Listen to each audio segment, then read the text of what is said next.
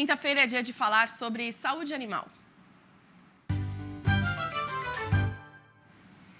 E a estação seca é um período de grande desafio para o pecuarista de corte, já que as pastagens ficam menos fartas, menos viçosas, né? A gente sabe, o produtor precisa suplementar as carências ou até mesmo a falta de pasto por meio de suplementos nutricionais. Mas olha, produtor, não basta somente comprar um bom suplemento, não. É preciso ter aí uma boa estrutura de coxos para que todos os animais tenham acesso ao suplemento alimentar. Para a gente entender, então, um pouco mais a respeito desse assunto, a gente recebe o nosso consultor, Marcos Rezende, nosso colunista de todas as quintas-feiras. Muito bom dia, Marcos. Tudo bem com você? Bom dia, Lilian. Bom dia, amigo produtor. Toda quinta-feira aqui fazendo extensão rural, né, Lilian? Exatamente. Um assunto técnico de hoje que vai trazer muito esclarecimento. Marcos, existe alguma diferença no tamanho ou no tipo de coxo para os bovinos aí durante o ano ou de acordo com o produto que ele vai usar, né? Como que deve ser aí o tamanho também, o tipo do coxo? Tem diferença sim, Lilian. Tem diferença sim, porque em épocas quando a gente fornece o sal mineral para o animal consome pouco, só dá aquela lambidinha no coxo, a gente pode usar um coxo um pouco menor, ou seja, tanto mais raso, como também um tamanho menor por animal, ou seja, o espaçamento linear menor por animal. Conforme a gente vai evoluindo, o produto vai sendo mais consumido pelos animais, a gente precisa ter, e o animal fica mais tempo ali no coxo, comendo de bocada, a gente precisa aumentar o tamanho do coxo e quando evolui para uma ração, Lilian, ou para um proteinário de alto consumo, o coxo tem que ser, além de mais comprido, né? Ou seja, uma maior área linear, ele precisa ser também mais profundo e mais largo para evitar perdas na hora que o animal vai se alimentar. Muito bem, Marcos. E às vezes a gente chega ali no pasto e vê alguns animais, né, lambendo sal no coxo e outros ao lado esperando a sua vez. Isso é um sinal, né? Que sinal é esse? De que forma que o produtor precisa estar atento a isso também? Isso é o animal gritando, Lilian, dizendo assim, olha, eu também quero acessar o proteinado ou proteico energético e o grandão ali não está deixando.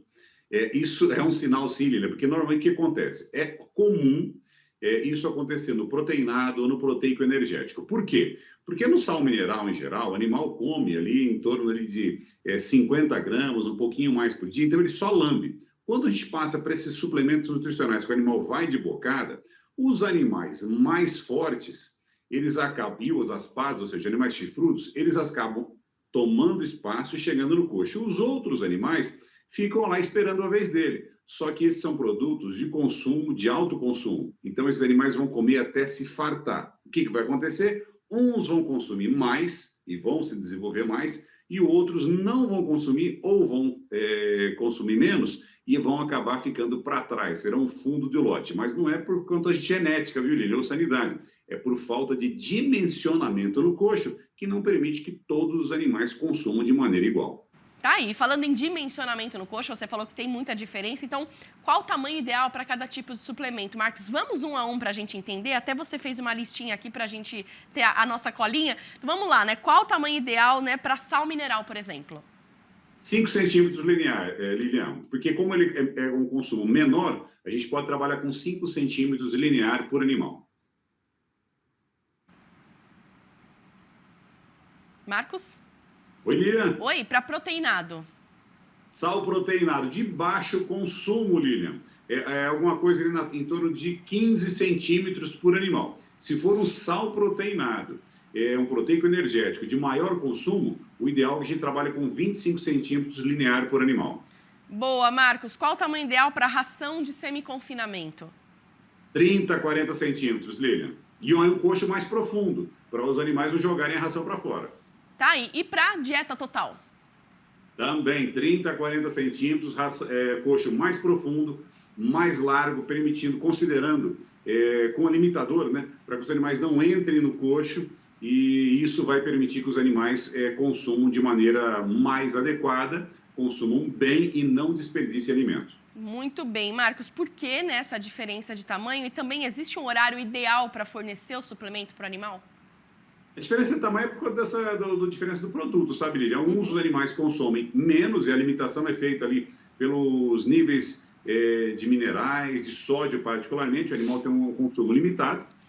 Os outros, o consumo é feito na mão. Quando o consumo na mão é de acordo com o que a gente coloca, né? Então, quando o produto é de maior consumo, o animal fica mais tempo no coxo e o coxo tem que ser mais largo, mais amplo, ou seja, a área linear dele tem que ser maior para que todos tenham acesso ao coxo. E respondendo a segunda pergunta, Lilian, sim, tem horário ideal, particularmente para os proteinados, para os proteico-energéticos. Por quê? Em geral, Lilian, os animais, eles têm um horário que eles deitam no pasto, ou seja, que eles estão ruminando. Os animais ficam lá maniados no campo, deitados, cada lugar tem dá um termo, dá um nome para isso aí. Bom, esse horário o animal não está pastando. Então, é nesse horário que a gente deveria colocar o sal proteinado, proteico energético no coxo, porque aí eu não tiro competição com o pasto. Se eu coloco o sal proteinado, proteico energético no coxo, no horário que os animais estão pastando, eles vão parar de pastar para vir para o coxo. E isso eu não quero. Eu quero que eles pastem no horário certo e no horário que eles estariam descansando, eles estão no coxo comendo a suplementação nutricional. Marcos, quero aproveitar a sua presença aqui para a gente falar sobre um assunto, olha que positivo, né? A Coordenadoria de Defesa Agropecuária da Secretaria de Agricultura do Estado de São Paulo alcançou aí o índice inédito de 97,99% durante a campanha de vacinação contra a brucelose, agora nesse primeiro semestre. Essa marca é a mais alta desde 2002, viu, Marcos? Ano em que a vacinação obrigatória contra a doença foi iniciada. Qual a importância dessa vacinação e desse resultado que a gente alcançou aí, pelo menos em São Paulo?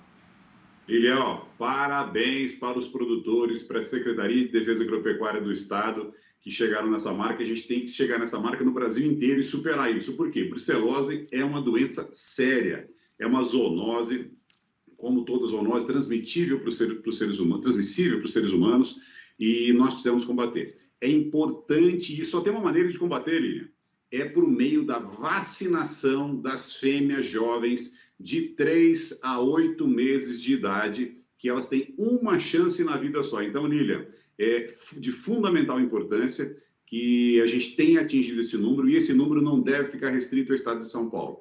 Todos os demais estados do Brasil devem procurar um número recorde, um número de 97%, bater o recorde de São Paulo, para que a gente consiga controlar de fato a brucelose, que é uma doença tão séria, perigosa para os seres humanos e que causa um prejuízo silencioso, Lilian, na pecuária gigantesco, por meio de abortos e por meio de morte de animais. Muito bem, Marcos, brigadão pela participação mais uma vez. Semana que vem a gente te espera de volta, hein? Até lá. Até lá. Tá ótimo, um ótimo dia para você.